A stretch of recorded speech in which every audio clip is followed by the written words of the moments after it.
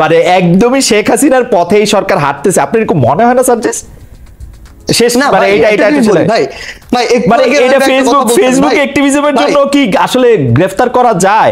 কারণ কি আমি কেন এই কথা বলতেছি, মেহের আফরোজ শাওনরা যখন 17 জুলাই এই জিনিসটা করছিলেন তখন কিন্তু শেখ হাসিনার পায়ের তলা থেকে সংস্কৃতিজীবীদের মাটিটা সরে গেছিল এবং এইটা কিন্তু তাকে অনেক বড় আঘাত দিছে। এর জন্য কিন্তু তাদেরকে আসলে আমাদের ধন্যবাদ দেওয়া উচিত।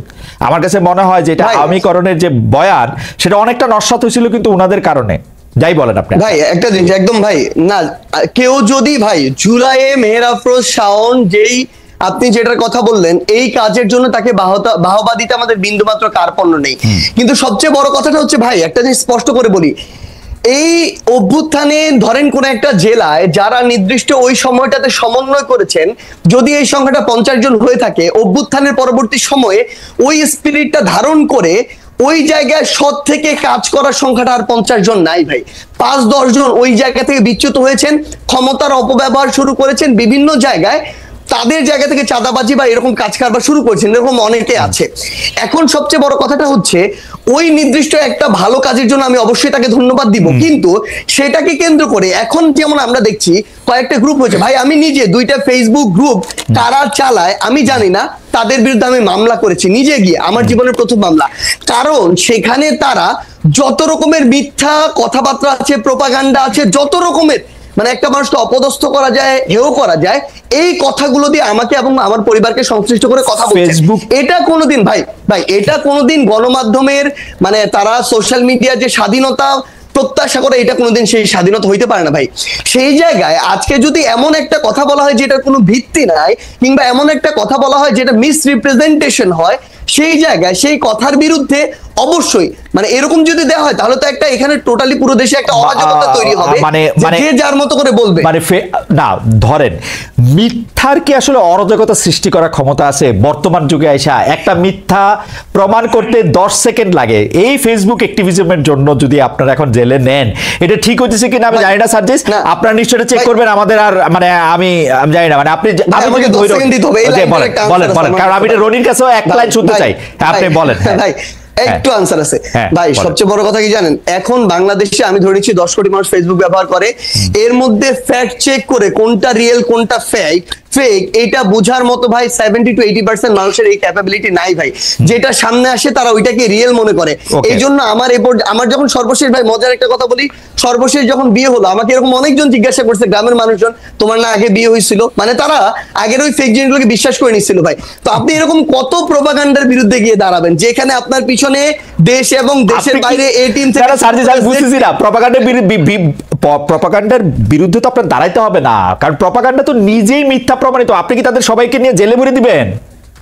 না ভাই জেলে ভরবো না, কিন্তু যখন ভাই আপনার কথাটা শুনেন ভাই, যখন এরকম অসংখ্য হতে থাকবে এবং যেটা আসলে একটা সঠিক জিনিসকে রং ওয়েতে নিয়ে যাবে, মিসরিপ্রেজেন্ট করবে, তখন এটার বিরুদ্ধে অন্তত আপনি যদি কয়েকটা ব্যবস্থা না নেন তাহলে তো এটা চলতে থাকবে, তাহলে তো আপনি কখনোই একটা রাইট ট্র্যাকে আপনি যেতে পারবেন না। তার মানে জেলে নেওয়া ঠিক আছে আপনি মনে করছেন? ভাই জেলে নেওয়া ঠিক আছে না, এটা একটা বিচারিক প্রক্রিয়ার মধ্যে দিয়ে যাবে। কারো যদি এরকম সংশ্লিষ্টতা থাকে যে এটা কোনো একটা মানে বিশৃঙ্খলা বা আইনের বাইরে কোনো একটা কিছুতে যাচ্ছে, তখন ব্যবস্থা নেওয়া হবে না। সার্জিস আপনি আমার খুবই প্রিয়, কিন্তু আপনার বলা আমার কাছে খুবই হাসান মাহমুদের বলার মতো লাগতেছে। যাই হোক ভাই শুনেন, আমি আপনাকে একটা জিনিস বলি ভাই, আর আমাদের সময় নাই। আপনি আপনার কথা বলছেন যে আপনি আসলে দৃষ্টান্ত বুঝাইতে চান। না ভাই একটা জিনিস বলি, হ্যাঁ রনি শেষ করবেন, হ্যাঁ সার্জিস শেষ করেন। আমাদের তো আর রনি তাহলে আপনি 1 মিনিটে বলেন, আমাদের আর সময় নাই কিন্তু আসলে সময় শেষ হয়েছে। শাওনকে যে কারণে গ্রেফতার করা হয়েছে সেটা কিন্তু ফেসবুক কারণের মধ্যে ফেসবুক স্ট্যাটাস এগুলো লেখা নাই। আচ্ছা, লেখা হয়েছে রাষ্ট্রের বিরুদ্ধে ষড়যন্ত্রের কারণে গ্রেফতার করেছে। রাষ্ট্রের বিরুদ্ধে ষড়যন্ত্র একটা উইয়ার্ড ধারণা, হ্যাঁ রাষ্ট্রের বিরুদ্ধে ষড়যন্ত্র বইলা কিছু নাই, এটা থাকা উচিত না। এখন যেটা 24-এর অভ্যুত্থানের পরে থাকা উচিত হলো ওই যে রাষ্ট্র অ্যাকাউন্টেবল থাকবে, নাগরিক না। হ্যাঁ, কিন্তু কথা হলো এই ফ্রিডমটা আপনি এনজয় করবেন রেসপন্সিবল হইয়া। শাওন কি রেসপন্সিবল ছিল না? শাওন শেখ হাসিনার ওই ডাস্টবিনওয়ালা ছবিতে যখন আপনার শফিক ভাই যে টিস্যু ফালাইলো, সেইটা দেখেন, সেটার একটা অ্যাস্থেটিক্যাল কোশ্চেন হাজির করলো। শেখ হাসিনার প্রতি ঘৃণার কারণেই তো আপনি শেষ করেন। মানে আমি কিন্তু কন্টেন্টে যাইতে চাইছি না, মানে আপনি মনে করতেছেন যে শাওনের বক্তব্য দিয়া। শুনেন, শাওনের বক্তব্য শুনে, শাওন হইলো একটা আওয়ামী পরিবারের সন্তান, তার বাপ মা দুইজনই আওয়ামী লীগের এমপি ছিল, সে প্রতিশ্রুতিশীল আওয়ামী লীগার, শেখ হাসিনার আচরণে সে বিরক্ত ছিল, সেই কারণে সাইদের পক্ষে সে নিছে। সে তার মানে শোনেন, আওয়ামী লীগের অনেকগুলো পকেট আছে, কালচারাল পকেট।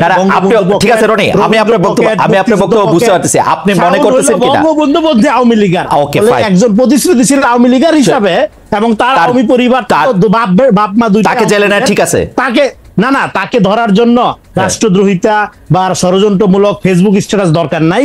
হ্যাঁ, সে আরো আগেই জেলে থাকার কথা। মানে কি জন্য? আওয়ামী লীগ করার জন্য? ডেফিনেটলি সে আওয়ামী লীগ করার জন্য না। আচ্ছা, সে ছাত্রলীগের রাজনীতি, ছাত্রলীগের আপনার ভার্চুয়াল মিটিং গুলোতে অ্যাটেন্ড করার রিপোর্ট আছে, প্রমাণ আছে। আচ্ছা, বিশুদ্ধ সংগঠন। হ্যাঁ, ফলে তাকে অ্যারেস্ট করাটাই আপনার অ্যারেস্ট করার মধ্য দিয়ে যে আপনার বিশাল ভুল হয়ে গেছে। হ্যাঁ, কিন্তু যে সমস্ত কারণে অ্যারেস্ট করা হচ্ছে সেটা ঠিক না। যেমন ধরেন ফেসবুকে লিখলে অ্যারেস্ট। রনি, আমার কাছে মনে হয় রনি, আপনি যেহেতু চিন্তক, আপনি নিশ্চয়ই আপনার কথাগুলি আপনি আবার শুনবেন, তারপর আমরা পরে আবার আপনার সাথে কথা বলবো। অপরাধ মানে ধরেন আমার এগুলি নিষিদ্ধ সংগঠনের সাথে আপনি জড়িত থাকলে আপনাকে গ্রেফতার করতে পারে রাষ্ট্র। কিন্তু আমি স্পষ্ট ফেসবুক স্ট্যাটাস দেওয়া বা রাষ্ট্রের বিরুদ্ধে ষড়যন্ত্রের দায়ে মেহের আফরোজ শাওন নিষিদ্ধ সংগঠনের সাথে জড়িত থাকার প্রশ্নে তাকে গ্রেফতার করা যেত, মানে গ্রেফতার করা যেতে পারে। নিষিদ্ধ সংগঠন মানে কি? ছাত্রলীগ। হ্যাঁ, ছাত্রলীগ আইনি গ্রাউন্ডটা যদি আপনি দেখেন, কিন্তু এর বাইরে আমার কথা স্পষ্টভাবে শুনতে হবে।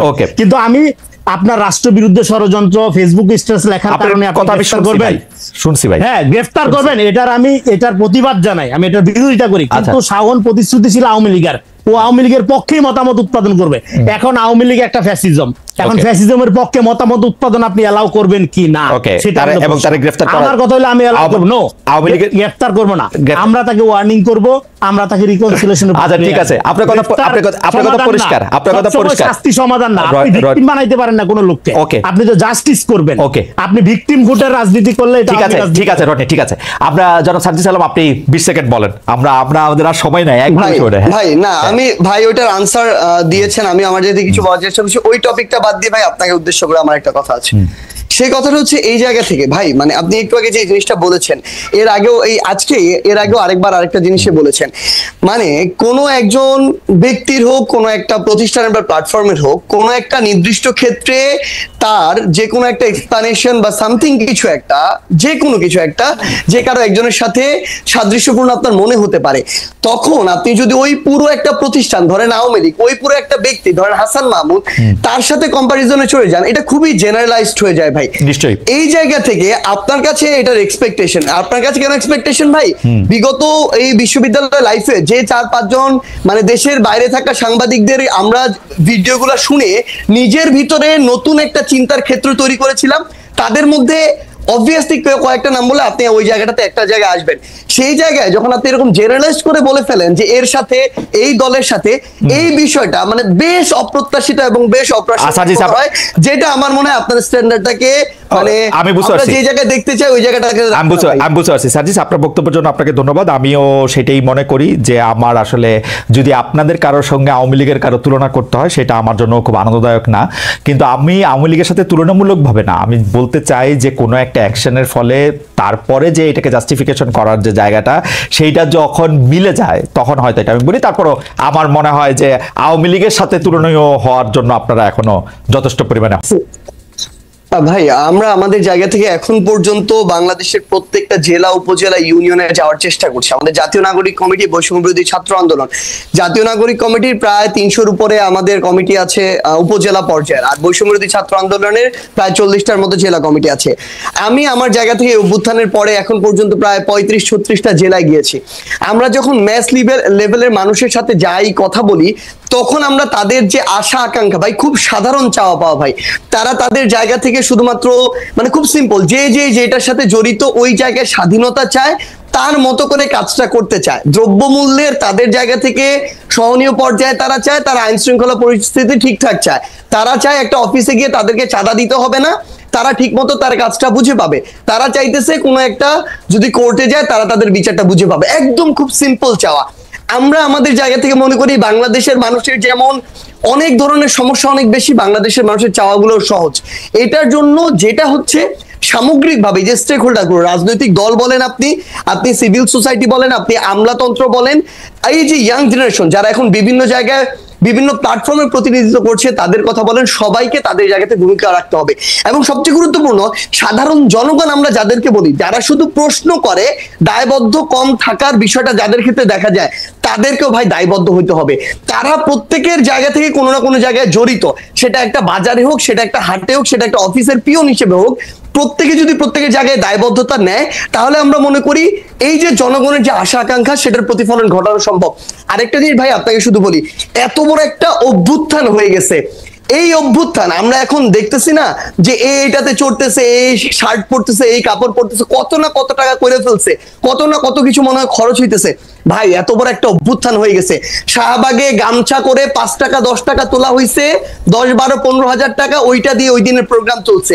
যদি উদ্দেশ্য ভাই একটা জিনিস শুধু, যদি উদ্দেশ্য আমাদের সৎ থাকে, সামনে আমাদের ওই চিন্তা ভাবনা দেশ এবং মানুষকে রেখে থাকে, ওই 24-এর অভ্যুত্থানের স্পিরিটটা থাকে, ভাই খুব বেশি কিছু খরচের প্রয়োজন নাই, 24-এর অভ্যুত্থানের আয়োজনের প্রয়োজন নাই। 24-এর অভ্যুত্থানের স্পিরিটটা সম্পর্কে সার্জিস আপনার সামনে কি কোনো স্ক্রিন আছে? আপনি কি আমাকে দেখতে পাচ্ছেন? জি আমি দেখতে পাচ্ছি। আপনি দেখতে পাচ্ছেন? আপনি দেখেন, আপনাকে আমি আসলে স্ক্রিনে দেখাইতেছি। এটা হচ্ছে মেহের আফরোজ শাওনের একটা স্ট্যাটাস। মেহের আফরোজ শাওন এই স্ট্যাটাসে দিছিলেন 17 জুলাই আবু সাঈদের বুক চিতিয়ে দাঁড়ানোর একটা ছবির একটা ইয়ে দিয়ে উনি এটার মধ্যে বলছিলেন যে মানে সমালোচনা করছেন সরকার। এটা 17 জুলাই 2024। সেই মেহের আফরোজ শাওনকে গ্রেফতার করা হয়েছে হইল ফেসবুকে অ্যাক্টিভিজম করার জন্য। মানে ডক্টর ইউনূস মানে